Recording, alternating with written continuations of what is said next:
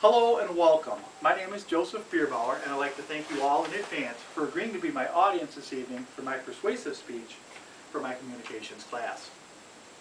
Private parochial schools have required their students to wear uniforms to school for years. They have had little problem with gangs and violence, and academically they are normally at the top of the list. In contrast, public schools have had more bullying, absenteeism, theft, violence, and school crimes. Just within the last few weeks, there's been a couple of articles in Jackson Citizen Patriot concerning our local schools and the safety of our children. The first article was about Bandicoot Lake schools and all the bullying going on inside your school system. The second article was about Grass Lake schools, and they had some students that were receiving some threatening text messages on their cell phones. Now, all this bullying and gang activity is not new to public schools. I'm sure some of you here can vividly remember a time when maybe you were bullied or had something stolen. I know I can. It was 40 years ago when I was 10 years old. I was out for recess on the playground, and this group of kids came up, or gang, and they started pushing me around, pushed me down, and they stole my marbles.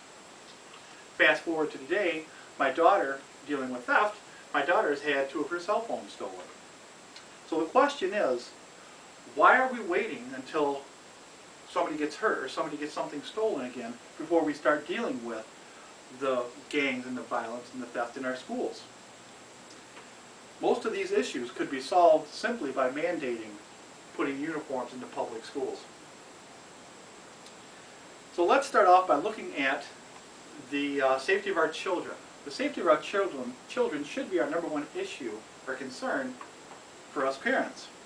According to the NCES website, they list they give a list of all the things, activities that they keep track of at the schools, and they keep track of violent deaths. They keep track of violent incidences, which are rape, sexual battering, physical attacks, robbery. They also keep track of theft, bullying, sexual harassment, hate crimes, gangs, and cult activity. Now, however, we may not see that as being a small community. We may not see all those things, but they are out there in the real world. As evidence, I have some examples from the 2007 NCES report. And in 2007, there was 21 homicides.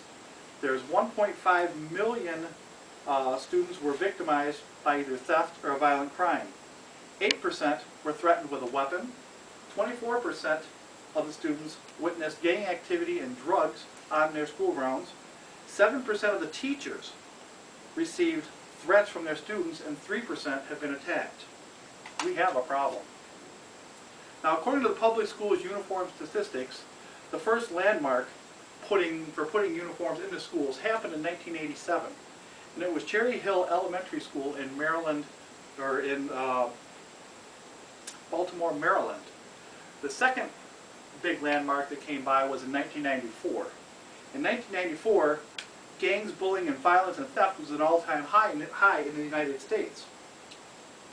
And in California, a young student was killed over his designer jacket. Now that death triggered a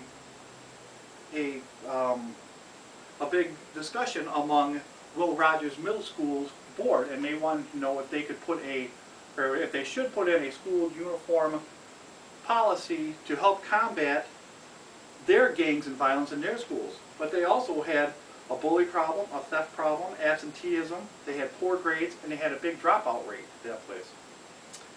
So they decided they would put in a uniform policy to be in effect that fall of 1994.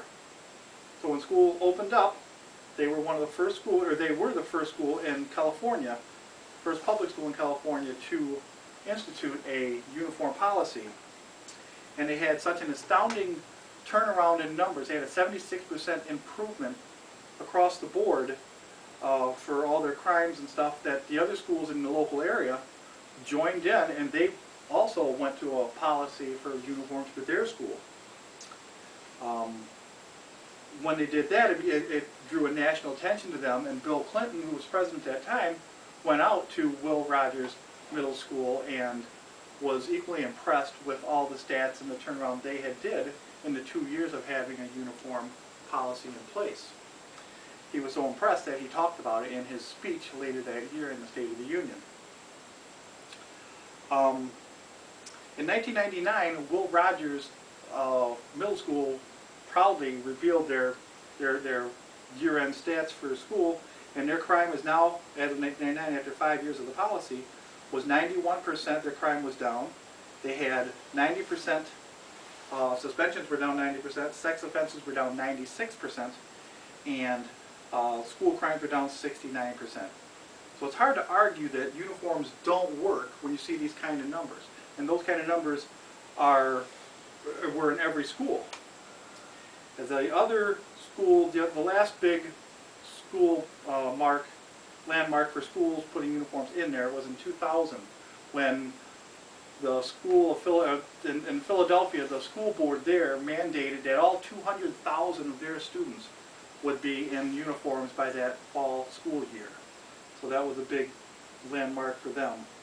So in August of 2009, the NCES, which is the National Center for Education Statistics, said that there was 120,167 schools in the United States, and of that, we started off with one having a uniform policy in 1987 to having 27,645 schools now having a uniform policy.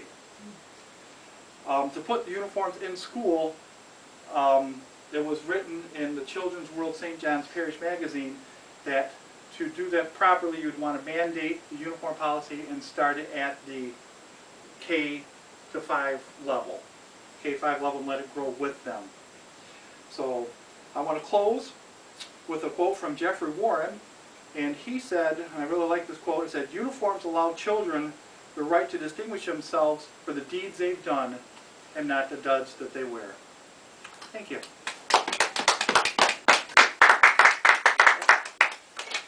Good job. Oh, that's good. 7:08.